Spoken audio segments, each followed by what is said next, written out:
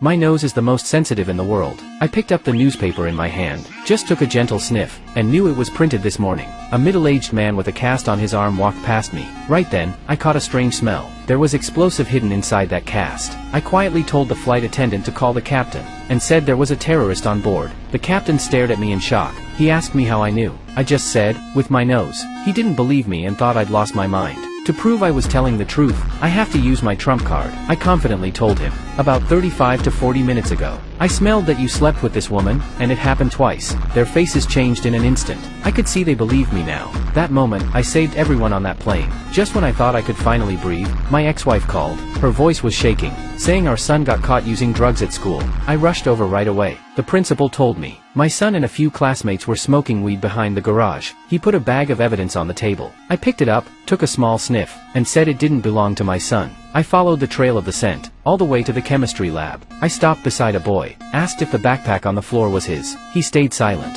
I poured everything out. Several packs of weed dropped onto the table. I looked at him and said, he was the real dealer in this school. Then I turned and walked away, leaving the principal frozen in disbelief. Right after I handled my son's case, then my friend called again. A construction company owner was found dead in his apartment. There were no clues or traces at the scene. I arrived at the scene, closed my eyes. Focusing my mind, I took a gentle sniff. I concluded it was a homicide, because the coffee the victim drank was mixed with digoxin. It's a heart medication, and more than 0.1 grams is enough to be fatal. Then by the smell alone, I described exactly what the killer looked like.